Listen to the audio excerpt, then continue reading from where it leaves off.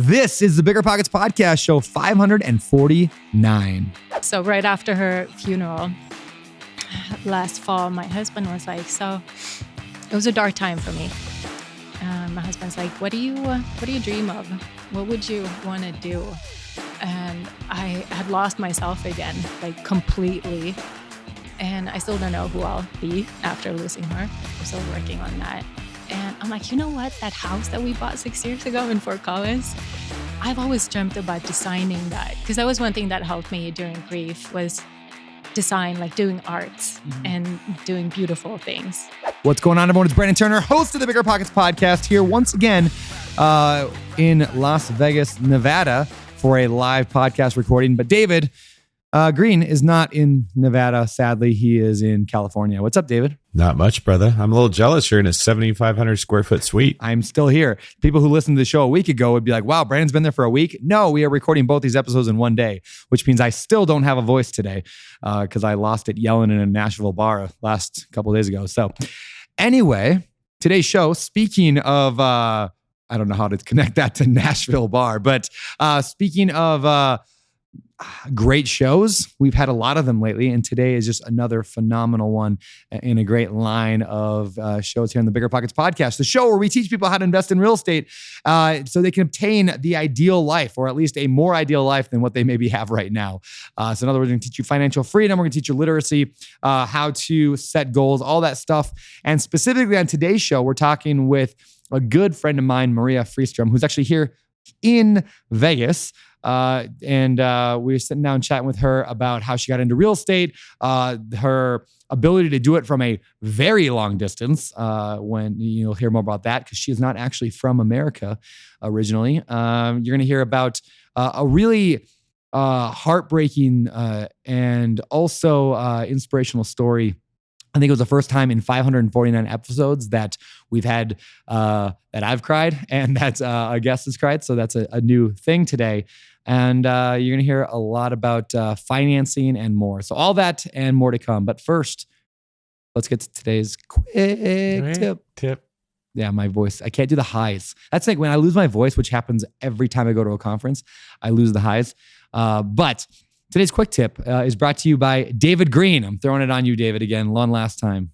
Today's quick tip is try to find any way that you spend energy, time, money, anything in a way that will get you a return. So, Brandon, you are in Las Vegas right now, spending a decent chunk of change to rent out an awesome suite. Now, to most people, that is a frivolous expense. It's lost revenue. It's money you don't have anymore. But you're doing it in a way that's going to bring enough value to investors and yourself that it should pay for the suite and then some. This is actually an investment for you.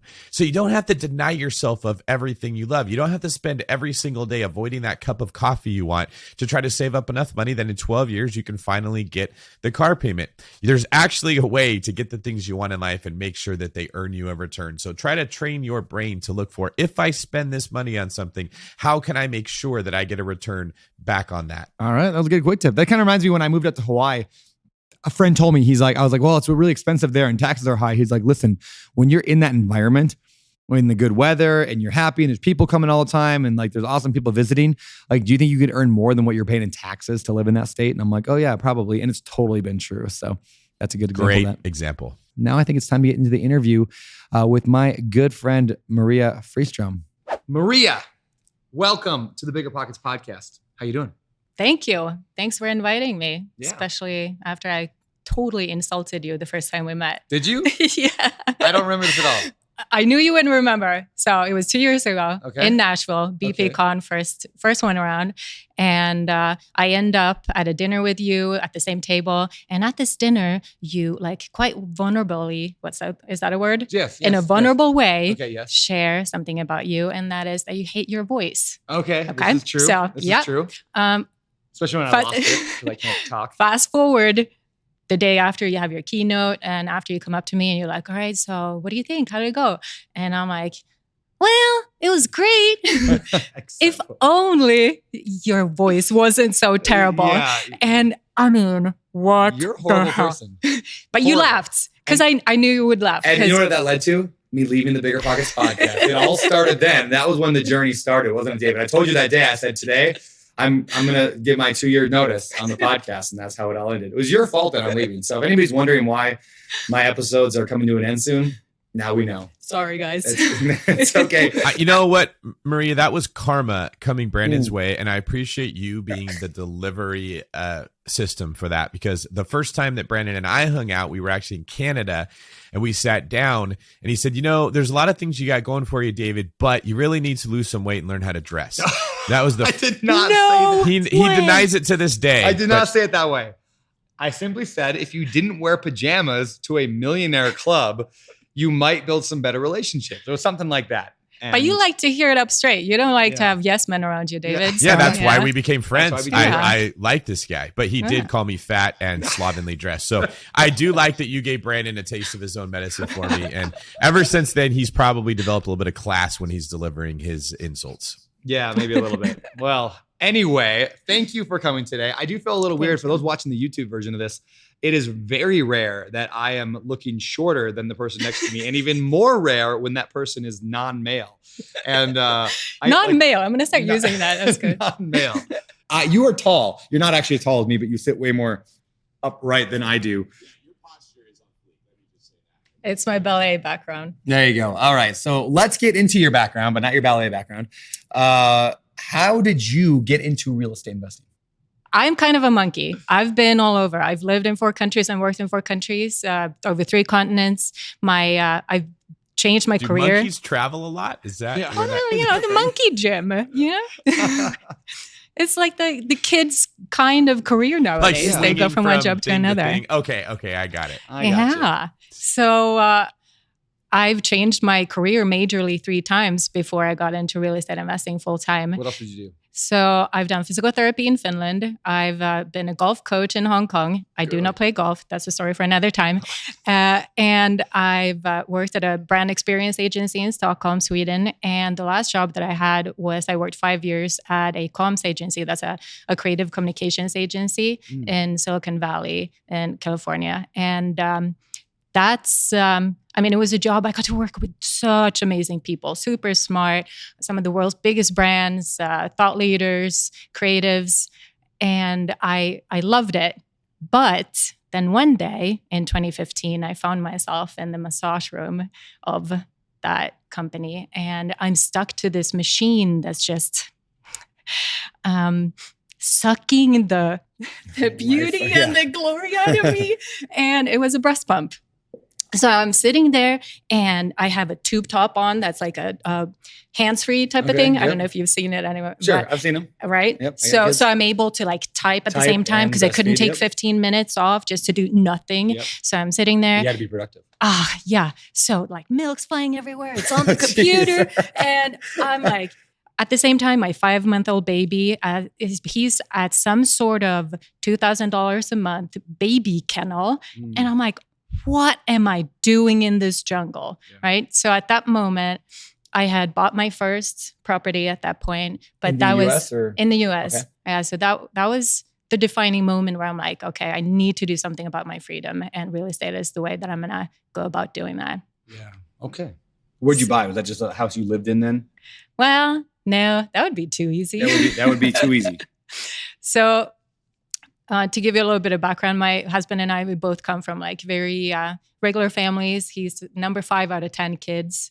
And I come from a big family. We're 4 kids. And at one point, my mom, she's physically disabled. So we had a hard time at moments. At one point, we couldn't afford milk. So we had to like make milk out of powder. Yeah. So just to give you a little bit of background there. So Visa, my husband and I, for like 10 to 15 years, we'd been saving up, working away, renting ourselves, and saving up our money to buy our own home. And at this point, we're like 34.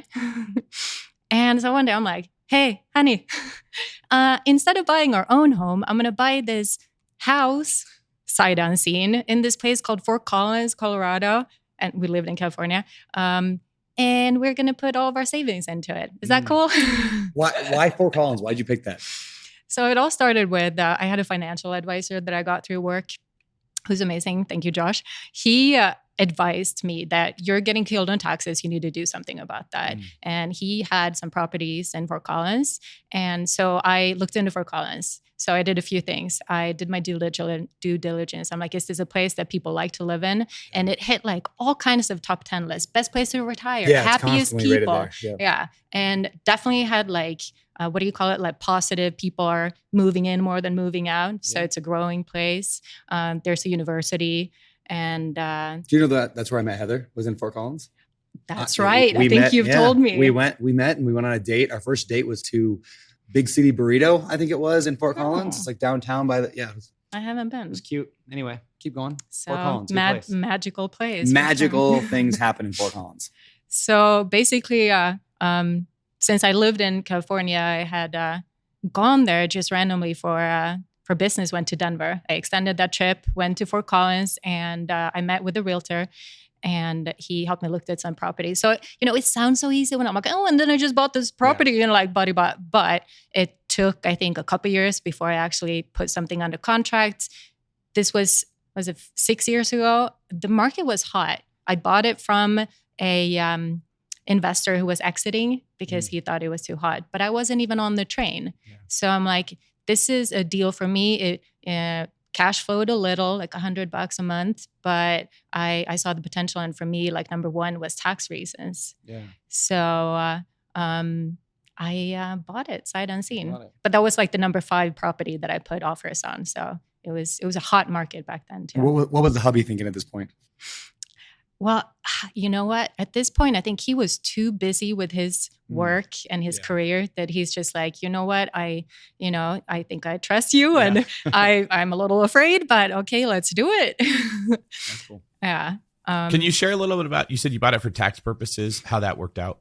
Yeah, so we made pretty good money in California, and David, as you know, taxes are pretty high there. Ouch. Yes. So we had 0 things that we could write off because we didn't have kids at that point and we didn't own anything. So now that we owned property, we were able to write that part off.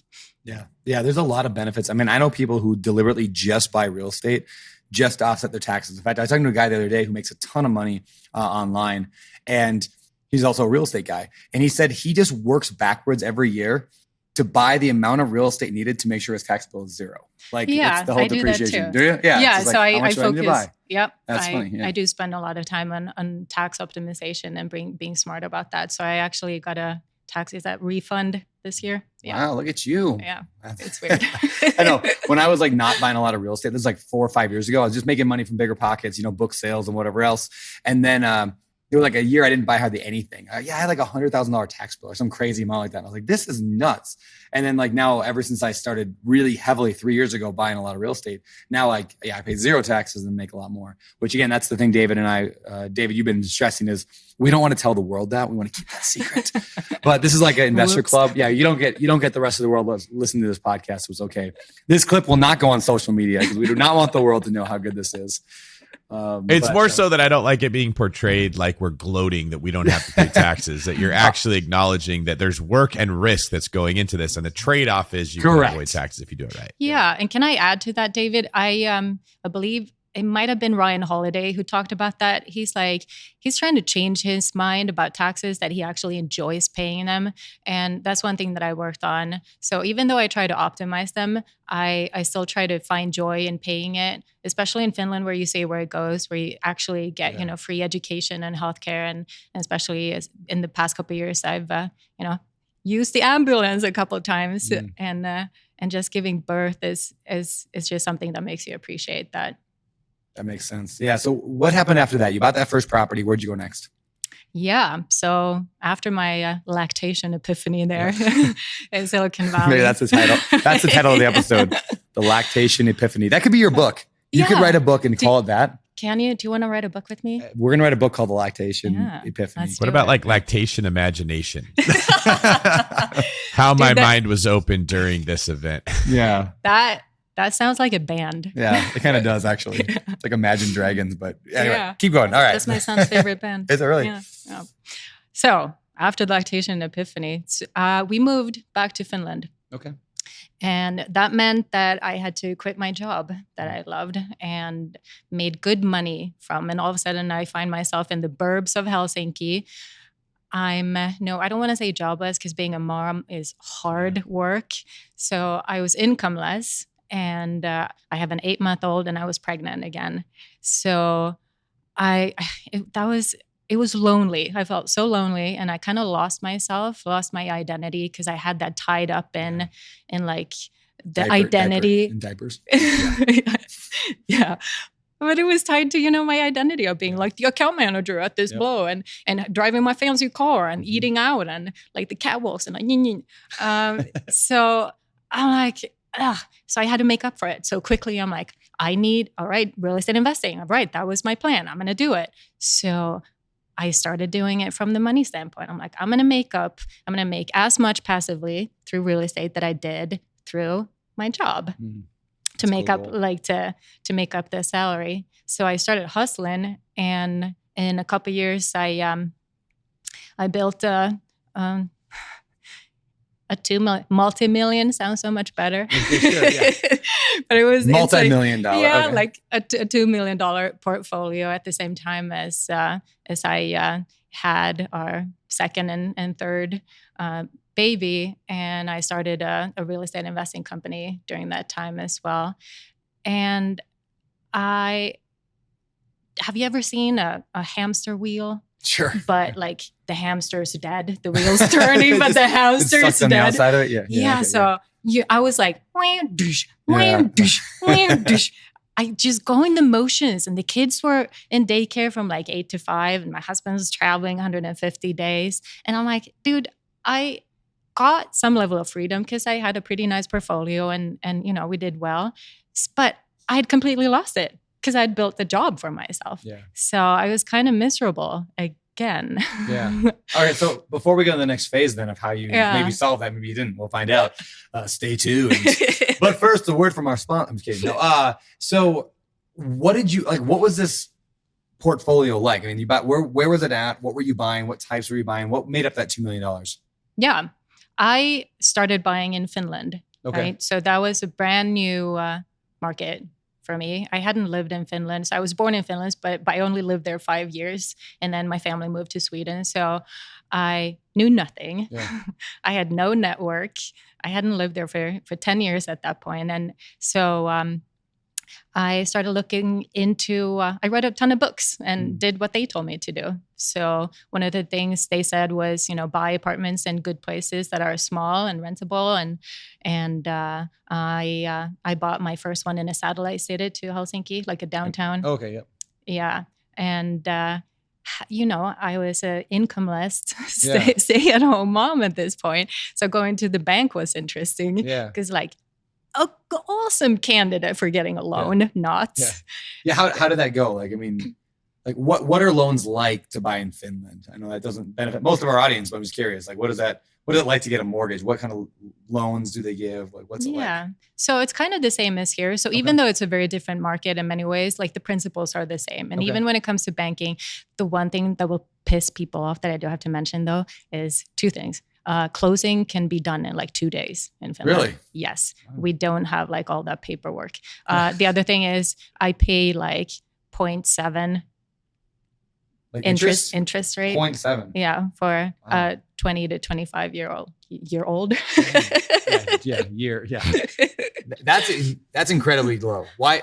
Like I've heard of negative interest rates in like Denmark was the one that went negative, right? But like, I mean, I thought I got a 2.9 the other day on an apartment complex, but 0.7. Yeah, so basically it is negative, but what you pay for is the margin, the part that the bank makes money off, right? Yeah.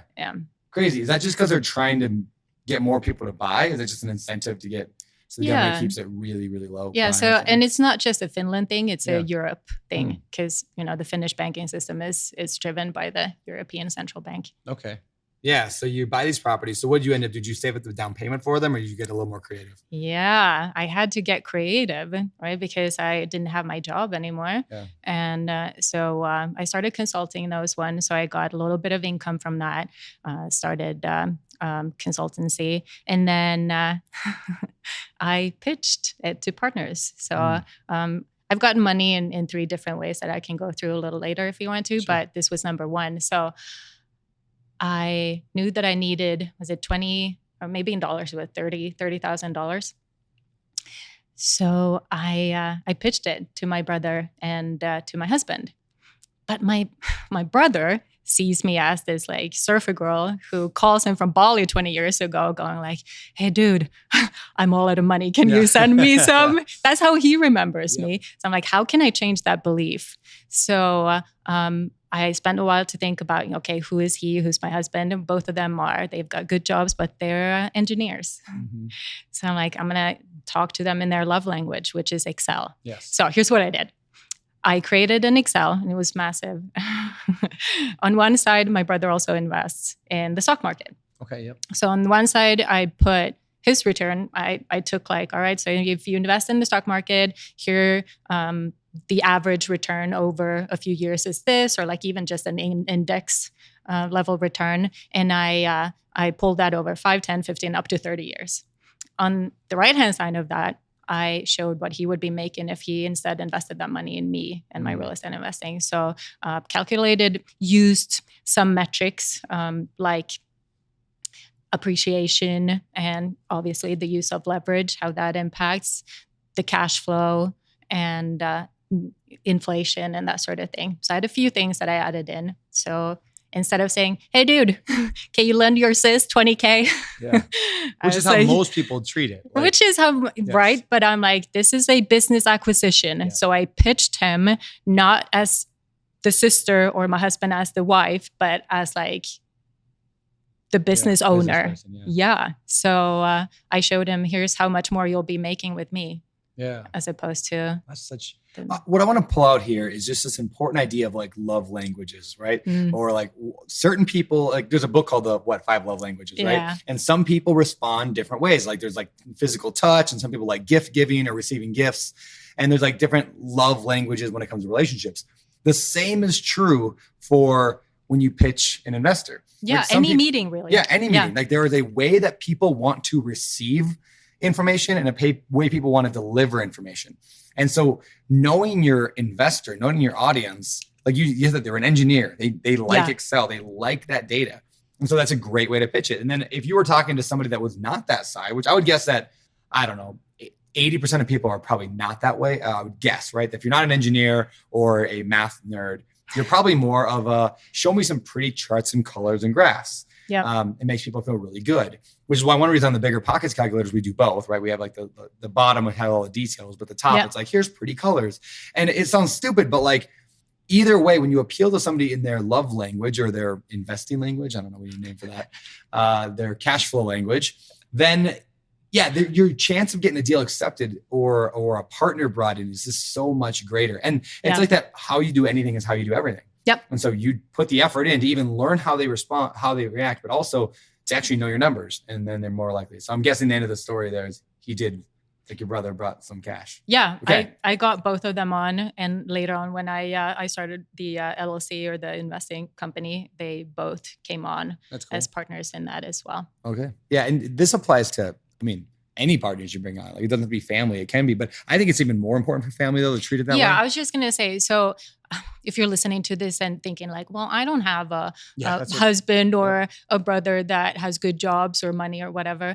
Well, you don't have to. It's actually harder to ask family and friends to be a part of that. It is super hard. Yeah. Yeah, I would much rather pitch a random stranger, which is probably why I've raised $100 million, and I've never once pitched my family. Well, I did. My dad was on my first 2 deals, and it was the hardest conversation to have. Like, Dad, I trying to refinance a house and I can't.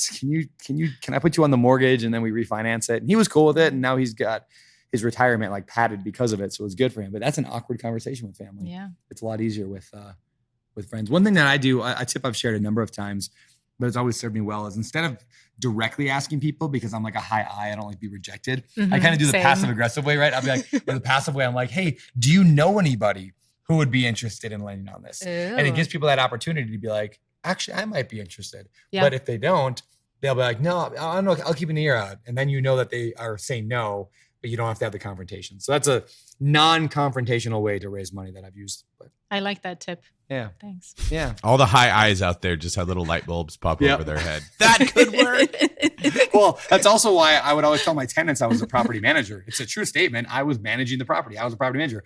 I also owned it though. But my wife owned, well, technically it was owned by like an LLC, right? And then my wife and I were the owners on the LLC. So I would say things either like, yeah, I'm just a property manager. I'll check with the owner. Like, can I have a dog? Yeah. I'll check with the owner, which meant my wife. Or, sorry, yeah, I talked to the owner and they said, they're kind of a jerk. They said you couldn't have the dog, but you know what? I'm still fighting for you, but I'll let you know if that changes, right? High eye Brandon doesn't have to deal with being like, I'm the bad guy. Now, David, on the other hand, he'll walk in there and be like, yeah, I'm the owner and no, you can't have your dog. And I'm taking your TV. And then he walks out. That's David. Okay. So let me put in a third example because I'm like even different from both of you. So what I started doing in Finland was I noticed landlords have kind of a bad rep. Oh yeah. In Finland, right? So we're seen as these vultures that take people's money and all that, like maybe even like slumlord type of situation. So I saw an opportunity there. And then the other opportunity that I saw, I'm like, the apartments that are up for rent are terrible. Like they look like they were designed by, no one. So my business idea was like, I want to, and this is going to sound mushy, especially to David, who's going to roll his eyes. Yep.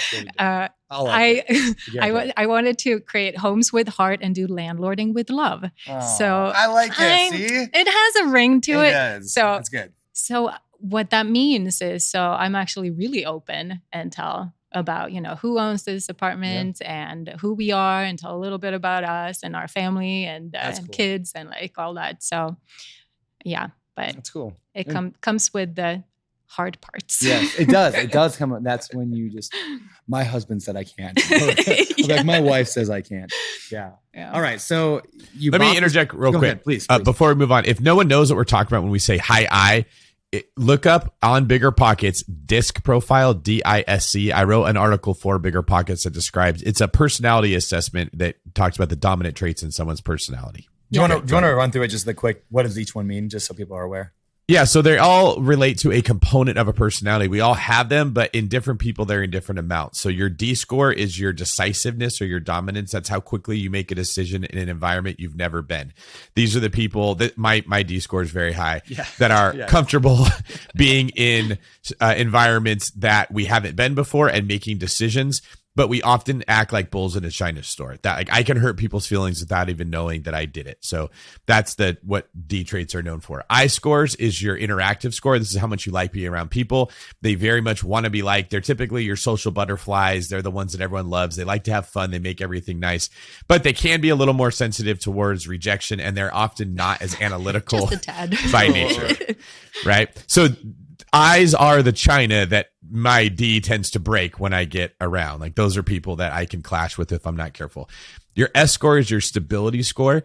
That's the pace that you like to experience life at and the consistency. So high S's do not like change. They don't like things getting thrown at them that they didn't expect. You'll often hear high S's say, well, no one told me, or I thought the plan was fill in the blank.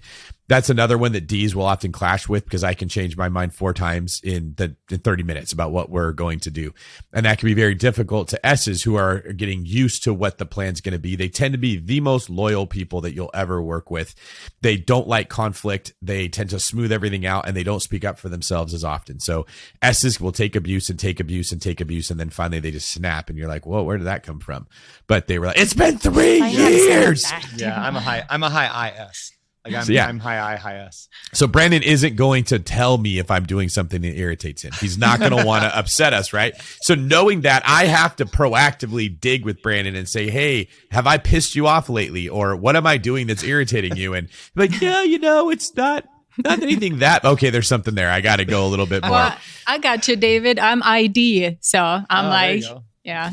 DIs and IDs tend to be the best salespeople in almost every industry. Like the top real estate agents or loan officers, they're always the greatest salespeople because they take massive action. That's what Ds are known for, and they love to be around people. Like I am a good business owner, but not a great salesperson because interactions with humans wears me out. That's probably going to come up later in this podcast as we can talk about how that shows up. And then your high C score, like we have a friend, Andrew Cushman, and his nickname is High C because he's super analytical. This is your conscientiousness score. I need These him are in your my life. analytical people. These are the ones that we all like, oh, thank God we have one of them. They love spreadsheets. They love formulas. They love analyzing things. These are engineers, architects, doctors, lawyers, mechanics, people who love to kind of take the chaos of the world and create order out of it. They put a lot of attention to detail. The job they do is incredibly important to them. Bookkeepers, CPAs, right? They know all these rules, but they can be a little tone deaf. Their I score is often lower, so they don't get along with people as well. Like this is the awkward genius that can sit in the cubicle in the back and write code that we could never understand, but they show up with like pizza stains on their shirt every day and can't understand why they don't have a girlfriend. That's like your C score. So if you want to know more about that, I wrote an article on this for BiggerPockets. You can go check it out. We'll put a link in the show notes. I don't know what show number this is, but whatever it is, we'll put a link in the show notes. BiggerPockets.com/show and then the number, but I'll look it up in a minute. All right.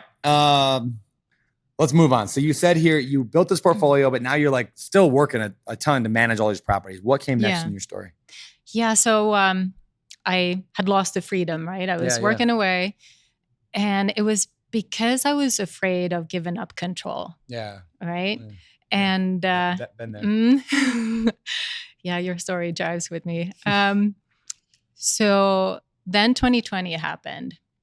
And 2020 was hard for all of us, and especially for our family. And I'm going to start crying, but I love talking about this. So I hope you're okay with that. You'll make me cry. Yeah. I know it's coming. So I got pregnant again, and with our third baby, Millie.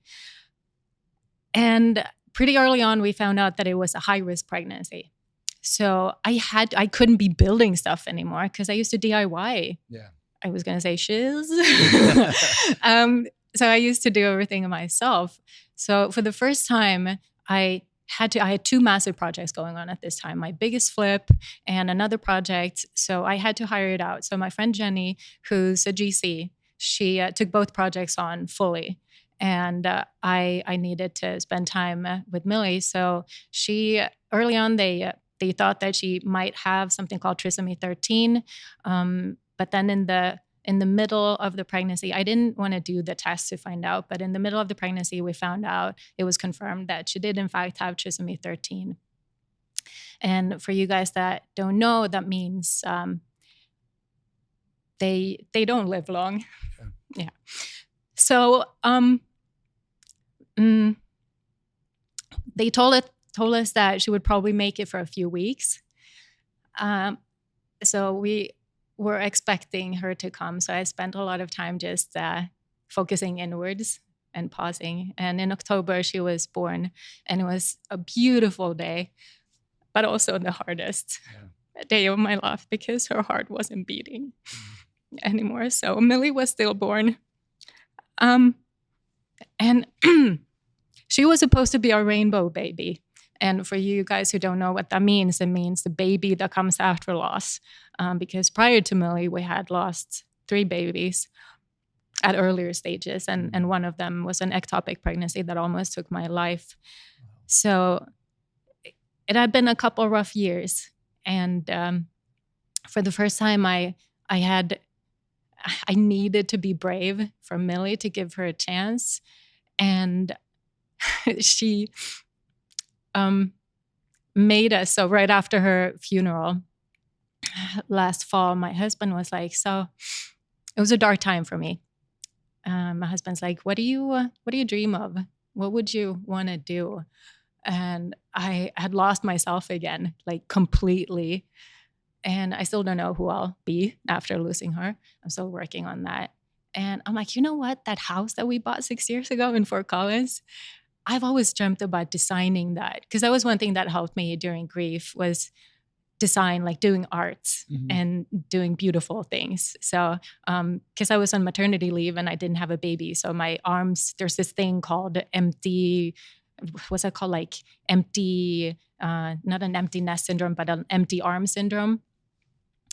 So my arms ached. So I needed to do something. So art helped me. So I'm like, Fort Collins, Colorado. And that was a big thing for us. Our lives were in Finland at this point. So, and my husband's work was there. So we started thinking about that. And in July of this year, we took the leap. We moved to Fort Collins for an epic family adventure and just enjoying the plateau, if you will, like enjoying the freedom that we had already gained, but kind of forgot in the pace of moving forward, chasing our dreams. We're like, well, actually, we kind of made it. Can we take a moment? In the end, Millie ended up being a rainbow baby, just in a different way. She just helps us, like reminds us to see the rainbow and to like pause. Yeah. So that's where we're at now. We're back in Fort Collins. Kind of the circle is completed, and the kids are with us all day, every day. And it's awesome and it's intense and it's hard because we're at the same time, we're living flipping this house, right? So it's the 23,000 square foot single family home that we're now renovating. How big? 23,000? Did I say that? Yeah, 2,300? Okay, I was like, 23,000. That's a whole that different sounds game. like royalty in Finland. Oh, she didn't mention she was the Finnish queen. So yes, exactly. Is there a queen in Finland? I don't know. Is that a thing? No, we have a president, but a female. Well, No, I'm sorry, not a female president. I would take that, but the prime minister is female. A non-female. A non-female president, but a non-male prime minister. Yeah. Oh, okay. Woof. Man. That was a lot. Heavy. Yeah. Heavy. Yeah. But also a lot of light. Yeah. Yeah. Yeah. So there's a lot of love in that story for me. Well, I remember you posting about it after it happened on social, and like, man, like I just feel for you. Like my wife and I were just like, I mean, we did cry for you, and thank you. It's a terrible thing. But, and you know, because of Rosie and what happened, like the end result was different for you, but you know the feeling, like when you're at the doctor's and you're like, it's something I wouldn't want to wish on the worst enemy. But thank you. Come here. Hug. No, I mean, hug. You can't just not hug that one out. Can I just share? I don't know. Sure. I told Heather this. So when I was in Maui just recently, your son came up to me and he kind of just went straight for me and just hugged me. And I kind of think that he maybe thought that I was Heather because I just saw legs. But also there's a part of me like, babies have a connection. Like he was up there not too long ago. Yeah. So So thank you to him for that. That's cool. Yeah. That's cool. All right. Well, let's. Woof. Okay. Let's talk. I want to get some advice from you for the audience, for those people listening. We'll start with some real estate stuff. Yeah. People who are in your shoes and they're saying, like, I don't have a lot of money right now. The market's crazy. I got to start doing this thing. What's the first thing they should do? I mean, like, what would you advise for somebody who's just getting started right now?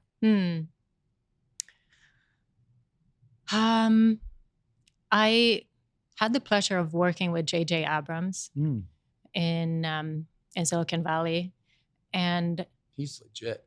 Legit. Yeah, that guy's like the guy. Yeah. So he's legit because he's very good at what he does. But this story is about why I think he's successful. And it happened, he was about to go on stage and my team was backstage to help all the presenters. And it's a few minutes before and his presentation keeps crashing because obviously he has a lot of video material in there, right? So our art director, Kevin, steps up and it's like obviously high, like what's that called? Like the stress. Yeah. He saves the moment. So he fixes the presentation and instead of JJ just jumping up, he was a couple minutes late for his presentation, his keynote, were like 5,000 people in the audience. He pauses and he goes around the entire room. He hugs Kevin and then he goes through everybody in the room. We were maybe like 10 in there and shakes everybody's hand, looks us in the eyes and he goes, "Thank you." That's cool. And I think that just taught me like be an effing pleasure to work with, right? Yeah. So you need to know yourself. That's basic. Yeah. Like you need to approach people with some kind of value in terms of, like you always say, you need to have time, you need to have hustle, you need to have some sort of knowledge, or you need to have money. But if you don't have money, then always make sure that you're really cool to be around. Yeah. Yes, I think that's my number one. All right, that's good. All right, just some more questions. We talked a bit about heartbreak on this episode, and I want to talk about another heartbreak, and that was David's heartbreak. Who wants to tell that story? Well, I can tell it, but it was the other way around. Oh, was it? Okay. Yeah. Oh, okay. I'm I thought, the heartbroken one. I thought I heard David was heartbroken over it. Okay. Well, maybe if he was, I don't know. Okay, let's hear this. Oh man, another story of Nashville. Okay. A lot of things happen in Nashville, man. What happens in Nashville gets told on a podcast. Yeah. Unlike what happens here in Vegas. All right. So I'm in Nashville. I meet David for the first time. I shake his hand, tell my name, and afterwards I reach back out to him. And he does not remember ever meeting me. David. Yeah. So that's like a little bit. Yeah. Okay. But it continues. Okay. So David, you gave a keynote that day. I think you had flown all night. Remember that? Something happened with your flight? My flight was delayed and I had to stay at a hotel and got like an hour of sleep and then showed up right before I had to speak.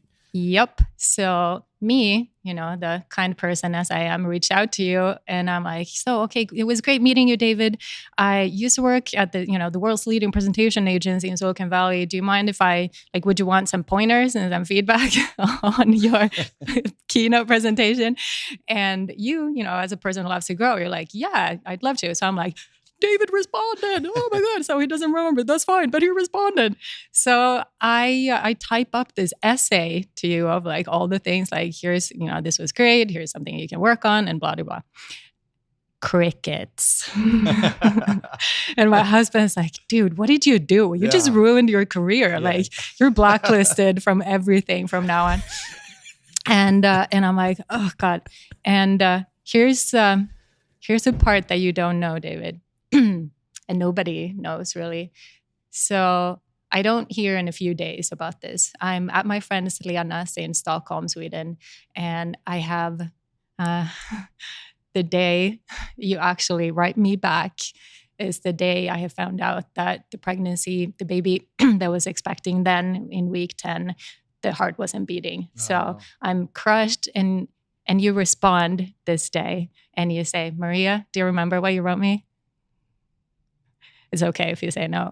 Yeah, I don't remember the details of it. Yeah, so you wrote, Maria, this is probably the best thing I have ever read in my life. Wow. So just that kindness. I'm going to cry again. No, it was a hard day for me, obviously. So just a piece of kindness can do so much. So Thank you for that. Yeah, wow. That's really good. I think that's probably a situation Brandon and I find ourselves in more times than we would like to with all the things that we have going on. And that's why I'm saying it's you feel like I feel like a bull in a china shop a lot of the time, because I did remember meeting you, Maria. In fact, I remember in Nashville, you were with investor girl Britt and a few other ladies on your way out. Non-males. A few other non-males. And you guys were heading off to dinner and I was going somewhere else. And it was like the high pitch show. David! And I turned around and Brittany was there and a bunch of the rest of you were there. And I do remember seeing you, but I couldn't remember your name, which is also a common thing where you see someone's face. You're like, oh yeah, they're all over BiggerPockets, but I don't remember where I know them from. So I did remember you. I just didn't want to get sucked into a conversation where it's going to be obvious. And I'm like, hey, you, right? One of those things. And then when you gave me the feedback on the speech, it was very long. It was probably like 3 bubbles long of information. So it's hard for me to be able to read through all that, still think of a thoughtful response. And so I probably just read it and wasn't able to get back to it. Do you remember what you told David? What did he suck at? Do you want me to go through some? I do remember. Okay, what did David need to improve on? Because public speaking is a thing that you have to do when you're a real estate investor. You don't have to, but a lot of us do, whether it's at a conference or just pitching your friend or whatever. So help us improve. Well, I can give you one thing that I Okay. told David, and it was Notice how I didn't ask you to say anything about me because I'm a Yeah. high I. so I I'm told terrible you at that Let's dissect David on this. Let's look at David instead. He can handle it. He's a D. He's good. I told David that I can tell that he's so passionate about this, but that level of passion can come across as aggression when he's on stage, that he's so intense on there. So I told him to slow down a little bit and soften it up. And this is important for everybody. So, and especially maybe Americans to like bring bring contrast. So like sometimes be a little quiet and slow down. And then you can come back and be like, and that contrast is key in keeping the audience's attention. First, you need to grab it, and then you need to hold it. And the holding is the difficult part. And that's where the contrast comes in. And the other part was, I think I told you to stand still a little more and pick one person and look in their eyes for 3 seconds, because that gives a sense of empathy to the audience. So if you look at one person, it makes everybody feel like you're talking to them. It's weird, but it's true. So, and 3 seconds feels like a long ass time for the speaker, but it's not for the audience. I'm trying to do it right now. Okay, that's good. And I was gonna say, notice how she didn't correct my speech, but then I realized that's how we started this interview with you telling me how horrible I sounded. So we don't need to go there. We're not gonna rehash that anymore. I want to go back into real estate a little bit and some topics here. Specifically, let's talk about finding money today, like raising money or finding money, getting mortgages, getting loans. What have you found works with that? What have you had success with?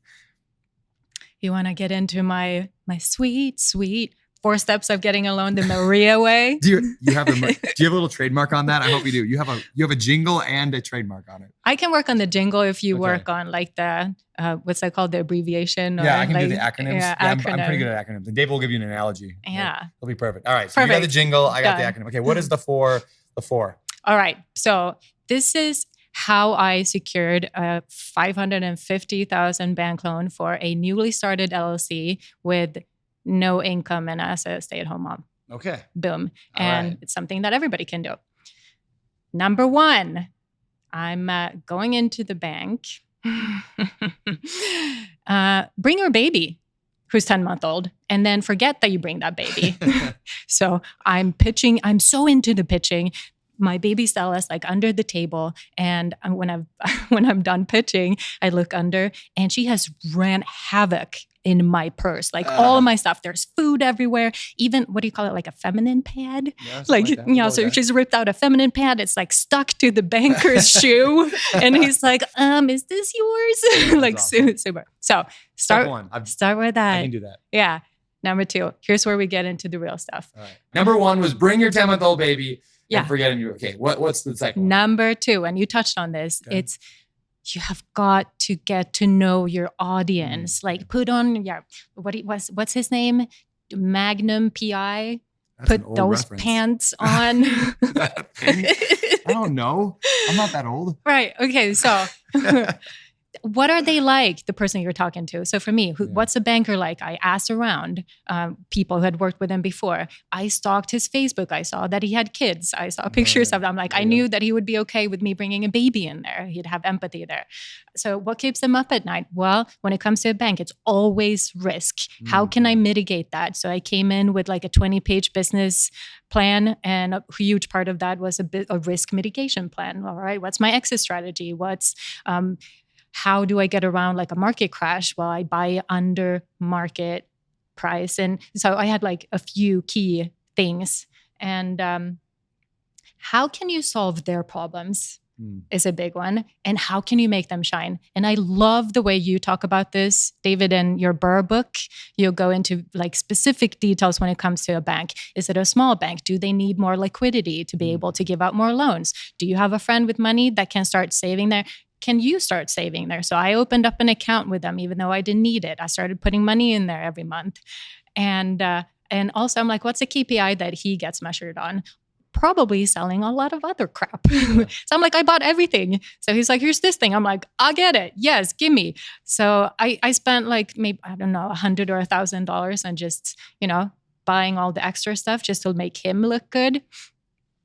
And Also introduce him to a bunch of other investors That's a good idea. so that he got more business. And what do you want them to do? Right? So I went in, I'm like, I want the money, but I don't want just that. I want a partner, right? I want a bank that can grow with me. So think about that when you go in then. And also think about how will they resist and how can you best reach them? So this is the same thing, right? What's their choice of medium? Do I bring in Excel? Yes. To a bank, always bring in Excel, bring a lot of hockey sticks, right? Yeah. And then with the hockey stick, I mean, exactly the graph that goes up and, here's the plan for how I'm going to make the business grow and how you're going to be making a lot of money off of me. Yeah, I like that idea of thinking about like if that their biggest concern is risk, right? And that's going to be always like a bank's job. Like they make money by lending out money. Yeah, like this was such a thing I didn't understand earlier in my career. Is like banks are not guarding money like it's like the Harry Potter vault. Like they're not like some of them act that way, but like the only way a bank survives is by lending out money. That is what they do. And the more they do it, the more money they make, and the more they make it in bonuses in their job. Like they make money by lending money. So they're on your side if you can get convince them. And that's like you said, it's how you present it, what media you do, what your risk mitigation plan is, all that. All right. So that's good. Know your audience. Yeah. Can I give one last example on that? That's very specific. So in Finland, we use a lot of ARM loans, so adjustable rate mortgages, as opposed to we don't have like a 30-year fixed as an option. So I showed up with a plan for what will happen if the rates go up to 1%, 3%, 6%, and a plan for each.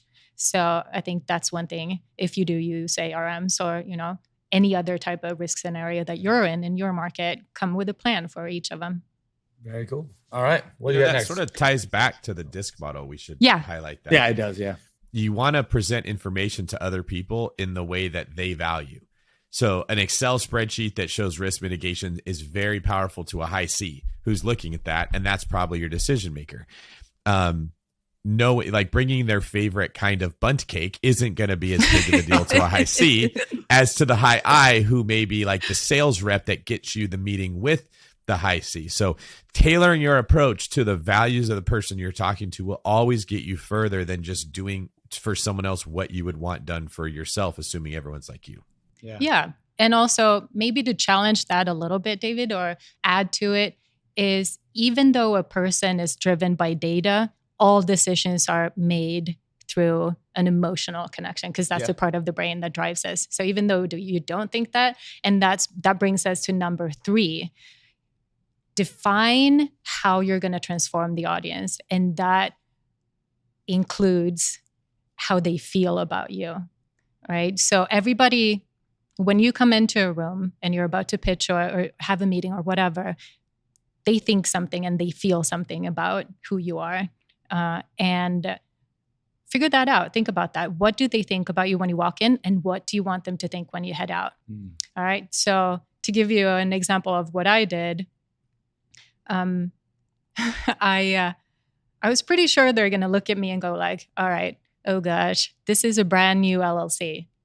And instead, I wanted them to think like, she's an experienced investor. Because at this point, I had already built like a $2 million portfolio, right? So then I thought, how can I make them see that? Well, I brought in a massive Excel where I showed like all my deals with like 20 metrics for each. And he's like, whoa, not even engineers come in with this. So I'm like, I moved him over. Number 2, they're going to see a risk of default. We had $2,500 at the LLC's account. And I wanted them to see, all right, these owners and this entrepreneur, she has like, she's financially savvy. And the way I could show that, I came up with, I brought an Excel again for the net worth of my family as well as my brother's family, because it was the 3 of us, me, my husband, and my brother. And I showed over a period of like 3 to 5 years how our net worth had progressed. And I'm pretty proud of that. Like I heard myself pause a little bit. And the last one, they're going to think about, and these are just examples. I had like 10 of these. They're going to think about the market risk. Okay. So I want them to instead see hey, this investment is worth taking the risk for us.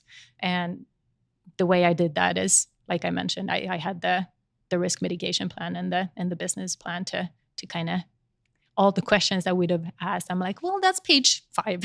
Yeah. And it doesn't really matter what you say there. It's just the fact that you've thought of that, right? Yeah, that's what I was going to say is like at some level now, when that banker or that person or that lender, that private lender, that hard money lender, that partner, whatever, when they see that you've done that level of work, they instantly, whether it's consciously or subconsciously, they instantly think, if that's what they do to prepare to do this, what are they going to actually do in the actual work? Yeah. So like it's that same thing we say over and over and over. How you do anything is how you do everything. Yep. And you've just proven that. Like you said, it doesn't even matter that much what you say. It's more important that you say it in a lot of it and like in a way that they understand and respect. Yep. Yeah. Exactly. All right, moving on. You ready? So that was number 3, right? That was 3. Okay. Here comes number 4. Find common ground. Right. So choose a banker that is an investor themselves, or choose a banker that understands real estate investing. So I knew that. So I started by asking about his and we had shared experiences and we bonded over that. That's cool. And also after that, you can see if you have like common goals, right? We want to grow together. I want to help your bank. And then you can get into like the qualifications of why you're uniquely qualified. Yeah. To do that with them. Last one. I thought it was only 4 steps. No, it's 5. Okay. Well, because this is the bonus, or maybe I wrote the wrong number when I pitched it to you. Maybe the first one doesn't count. Maybe the first one was a bonus. All right. Stick out like a dog's balls. So at the agency, yes. So at the agency that I worked at, for every presentation, you should have a star moment. Okay. And that stands for, you'll love this, something they'll always remember. Oh. All right. They'll always remember. Star, I like it. Look at that. Yeah. So don't be afraid of being you. Like you do you, boo. All right. I came in like as a whirlwind I am, and I was me, forgot about the baby, but he saw the passion that I came with. I came in with a point of view, with the vision that I had for the company and the motto, and that was something that he wanted to get behind. Yeah. So I think that's an important part. You don't have to be also like buttoned up. That's not what makes you professional. Agreed. Yeah, there is something magical about standing out. Mr. Flip-flops. Yeah, exactly. I grew the beard as a way to stand out. And I don't mean that in a bad way. Maybe it's a bad way. But like there's so much vanilla in the world, right? Yeah. There's something that people need to grab onto. It's why things like house hacking and Burr took off. It's why things like why our podcast took off. It's why people invest with the Open Door Capital, like with my company, is like there's things we do to stand out on individual bases and on wide. And like, it's not just me. It's like all the best investors that I know have that, like, we're not like everyone else. We're not just vanilla. It doesn't mean you're like immature. It just means you're showcasing who you really are. Yeah. Because people can see when you're hiding who you are and they can't see who you really are. They know they can't see who you really are. They're going to fear who you really are. They're like, oh, they must be a weirdo. You've taught me a lot about that. About the branding aspect of like, if you talk about yourself, and now we're kind of getting into social media a little bit as well, but if you talk about yourself just as an investor, well, there's thousands of us out there. Yep. But if you talk about yourself, so for me, maybe it's like, all right, I'm an investor, but I'm also like a comms experience. Yeah. Like maybe you have like 2 things come together, and I'm butchering you. Tell it so much better. It's the intersection of 2 interests. So like the intersection. Yeah. Exactly. There you go. Yes. If you're there, then you're people like that. So yeah. I like it. Yeah. Cool. All right. Well, that the last one, dogs balls. Stick out like a dog's ball. That's going to be your next book. That's going to be your book. It's going to be called The Dog Ball Theory. And it's about how to stand out in a world of vanilla. Yes. So it's Shoe Dog and me. Yes, exactly. Yeah, I like that. You'll blow Shoe Dog out of the water. It'll be great. All right. We got to start moving towards the end. David, I don't want to rob any more questions you might have lined up. If not, I will ask the broad question of, is there anything that I didn't ask you today, Maria, that you wish I would have, or anything that you thought I can help people with this thing? Maybe one thing. So everything that you do comes with, I want to say shiz, but I'm going to use poo instead. Okay. So everything comes with a poo sandwich. Okay. Right. So you've talked about Yeah, this. yeah. It's like, if you want to be a rock star, Yeah. the poo sandwiches, you have to play guitar 5 hours a day. Yeah. I don't think I've ever said the word poo sandwich in my life. But I'm told I didn't come up with that. It's Elizabeth Gilbert wrote that Yeah. in a book, Big Magic. That Okay. It's amazing. Anyways, so She's an Eat, Pray, Love lady, right? Is that yeah, right? Okay. yeah, So, yeah. She's really, I've really not good. read anything yet, but Oh, do. okay. I'm doing it right So now. Not even right now. just Keep going. so if you're nervous, or if you're like nervous about going on stage or public speaking, which is very common, or me coming on this pod, Yeah. right? I haven't been able to eat for a week. But I'm like, am I willing to eat that poo sandwich?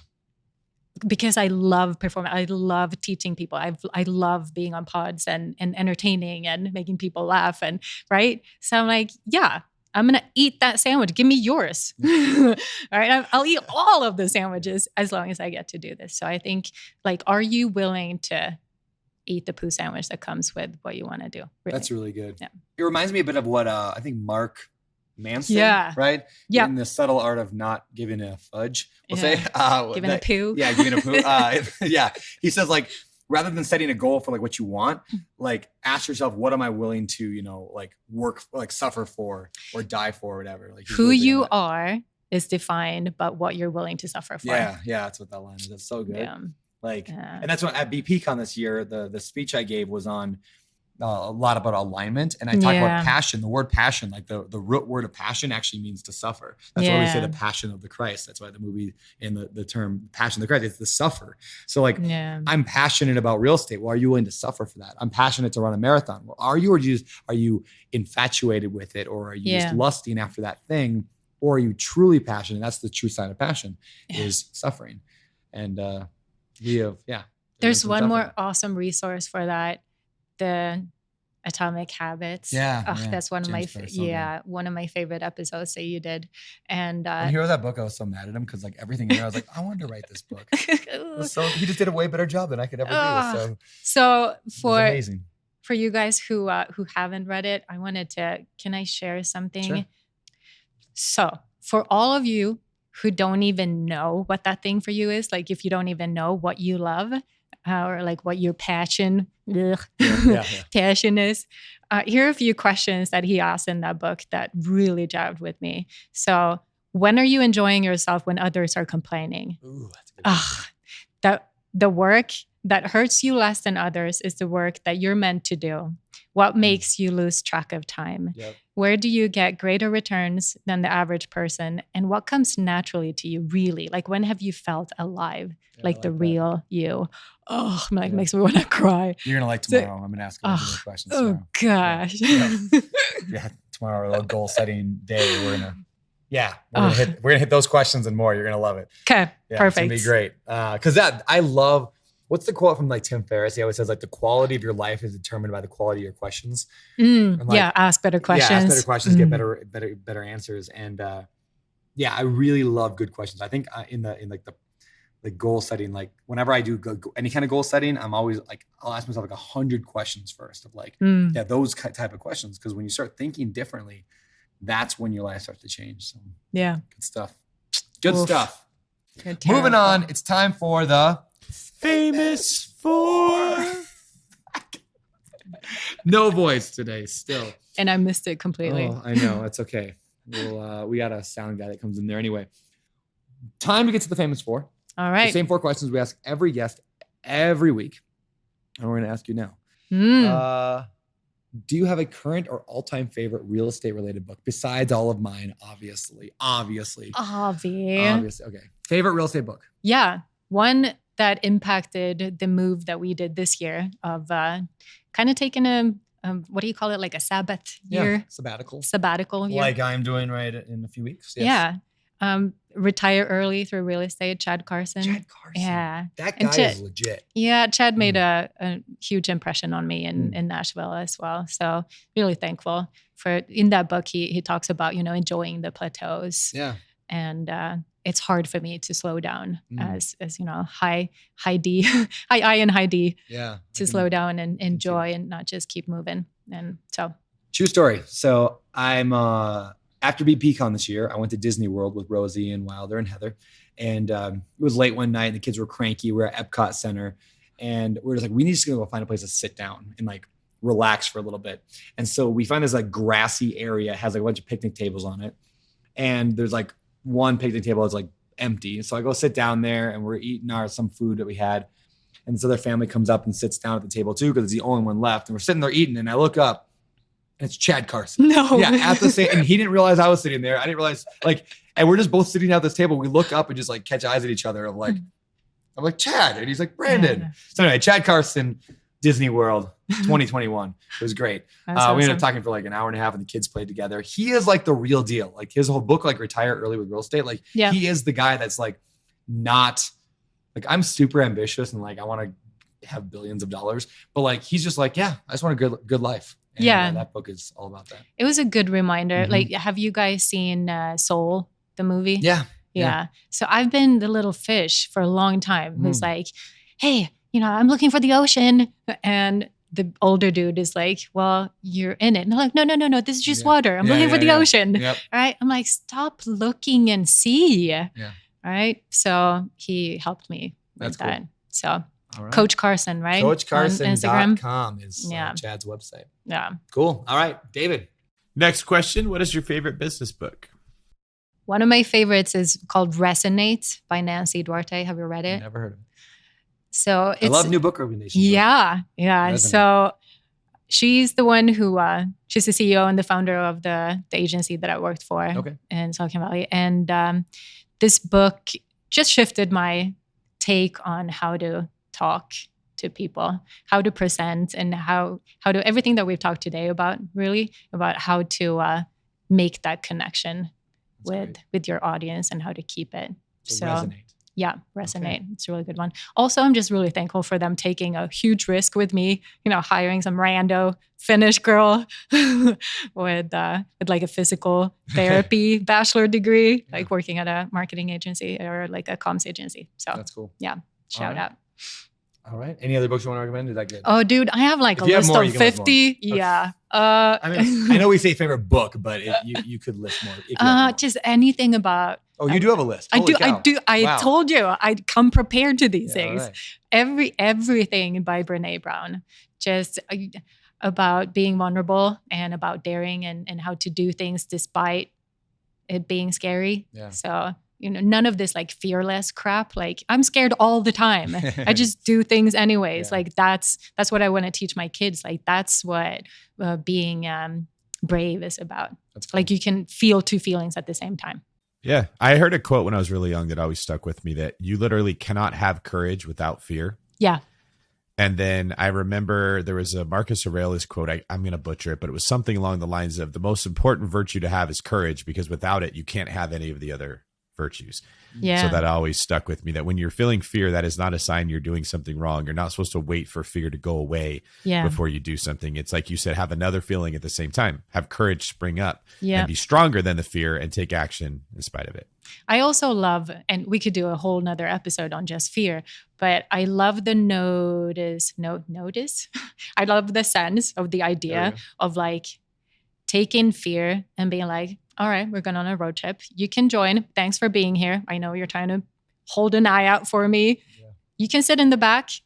You can't sit in the front. You can definitely not tell me where we're going, and you cannot touch the music. Like, that's what I try to tell myself. I'm like, all right, hey, buddy, come on, join the ride. Yeah. Same thing with like, what's that called? Like self-criticism. I know that it's going to be there. I always have it. After this, I'm going to go like sit in a corner for 5 minutes and I'm going to let it come. I'm like, hey, great that you're here. Let's bash this out. Do it for 5 minutes. And then I'm going to come out of my corner and be like, that's it. I'm not allowed to think about this anymore. I love it. Yeah. I love it. Gotta have that. Otherwise, you can't be friends with Brandon because you never know the next time he's going to call you fat or criticize your clothes. Fears will always be present. I just said don't wear pajamas because you asked me something. Anyway. No, there's more. And Anyways. that's why I didn't get invited to Vegas because you're like, David, I would love for you to be here, but these Yeah. people, they look like me and Maria. That and is I the don't know that opposite this is of your. what happened. I think I invited you 400 times. Yeah. And he's like, I got responsibilities in life. I have to have like make money and stuff. Lame, David. You could be sitting here right now in the room with Maria and me. In that 7,000 square foot place. 7,500 square foot private penthouse suite. We could be running around playing Marco Polo right now. We could totally be playing Marco Polo in here. But true story, they didn't even let me in when I rang the doorbell because the place is so big they couldn't hear me. Because Because it was too far away. Yeah, Oh, that's funny. there was a couple others here that I was giving a tour to the 7,500 square foot suite. It comes with like a golf cart that you can use to drive around your entire That's exactly suite. it. Actually, I was giving a tour to Noah and Jeff, who were guests on the podcast back like a month or two ago. So Yeah. they're here as well. So and a bunch of others. There's actually a lot of podcast guests here this week. It's great. All right. Well, we got to start moving on. David, next question. Next question. What are some of your hobbies? Hobbies. I used to do competitive level running. So I, You want to run right now? Around the suite? dude, I'm going to take you I down will so totally fast. win. I will totally win. I got long legs. Well, it's long enough. 400 meters Okay. was my jam. So what I do now is I can't really call that running because it's more like too slow to be called running. But I do love to be out in nature and forest bathing.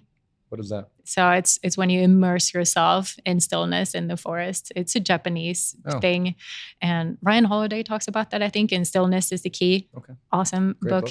So I started doing that when I was pregnant with Millie, and that was the place where I connected with her the most. So I keep doing that. That's So nature. And then There's something amazing yet about getting in nature. Yeah. dude, I mean, Amazing. they're like literal things that happen to your brain when you're immersed in the forest for 5 minutes. Yeah. Like, I'm not making this up. No, I think we're going to say like bathing in the forest. I'm like, it's Well, too I cold mean, to actually bathe No. in a pool in the Yeah. forest. Yeah. But it is winter right now. So anyway, keep going.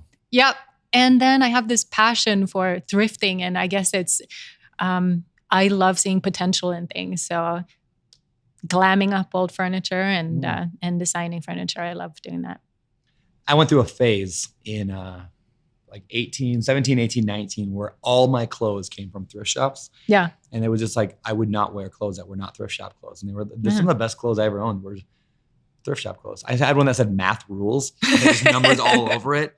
And it was my favorite shirt for a long time. Math Rules. Cool. Yeah, I had another one called that said it was the, not AV Club, some other club it was part of. There was some good, I'm going to go back into that. You're Let's go such a nerd. Yeah, no, That's awesome. I was such a nerd. I was president of the AV Club. It was great. Moving on. Can I add one thing? You may. I recently started writing again. Writing. Yeah. Okay. That I haven't done in a couple years. It's just been You too wanna write a painful, book? I think. Yeah, we already decided on it, That's dude. true. Dog balls. Duh. Yeah, okay. Yeah. But it's been really helpful in like finding my focus and like healing process and grief. So Mhm. highly recommend it. I highly recommend Yeah. it too. Like Hal Elrod. What's his acronym again? Savers. Yeah. Scribing. Scribing. That's my choice of poison. All right. Yeah. I'm right there with you. I love it. All right. Next question is mine, I guess. What separates successful real estate investors from all those who give up, fail, or never get started? The big one. The big one. Have you heard of Finnish Sisu? Sisu. Sisu. Isn't that the name of the dragon on that one Disney movie? Yeah. The dragon movie? Yeah, I don't know. I don't think it's spelled don't think the it's spelled same the same way. way. It's Okay. SISU. And it's this, you can't really translate it to English because it has so much in it, but it's like fika. like fika. Okay. Yeah. Yeah. We talk about that some other time. Yeah. So Sisu is this inner courage and grit, and it's not just like momentary courage, but sustained courage over time. And Finland was in war against Russia in the Second World War. And just a couple of days ago was the Finland's Independence Day. And next week I'm going home to my grandma's funeral.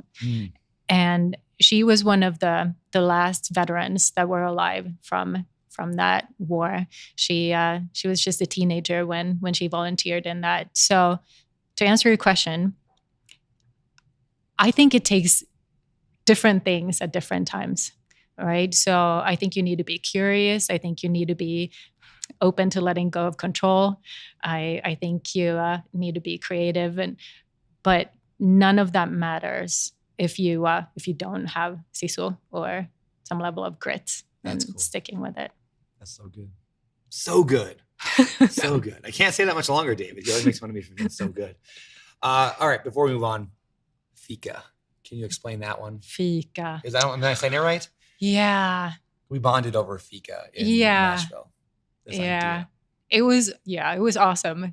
I think I redeemed myself with that. You may have. Yeah, because Brennan's like, have you guys heard of this thing called fika? And I'm like, 'cause I bought a book called Fika. And it was all about it. And I'm like, I grew up in Stockholm, Sweden. I know all about fika. So fika is this coffee break that you take, but it's so much more than just sitting down and having coffee. It's bonding over the coffee. Yeah. And it's a cultural thing, right? So that's the way you meet friends. Hey, let's go have a fika. And all the workplaces do it like once or twice a day. So it's like the having greatest concept. pause. Yeah. I Pause think. in your week. Yeah. Or in your Yeah. day. Yeah. I'm like, why don't everybody do that? I don't know. What if you rebranded your coffee to be Beardy Bonding Brew? Beardy Bondy Brew. I like this idea. This has been great. Phenomenal. Thank you so much for being here today. And we're going to go get some food in Vegas. So let's go do that. David, why don't you ask your final question and then we'll get out of here. Last question. Where can people find out more about you? Well, I'm the most active on Instagram. Maria Loves Real Estate is my Maria handle. loves real estate. Yeah. I did Love suggest that she changed her name to what was it? It was it's the Sound of Music line, right? How do you solve a problem like Maria? That's what I thought your Instagram should have been, but it doesn't really fit with anything. But Do you remember the one word you told me that when you think about me comes to mind? No. Feisty. feisty, yeah, feisty. There you go, Maria the feisty. All right. So Instagram, we'll put links to that, of course, in the show notes at biggerpockets.com/show whatever number this is. I don't even know still to this day. But yeah, that's all we got. Thank you. Thank you for having me. Thanks for being vulnerable and for sharing your wisdom and just for being awesome and feisty. You guys rock. Thank you. You rock. David, you rock too. Appreciate it, man. All right. This is David Greene for Abandoned Beardy Brew Coffee Turner signing off.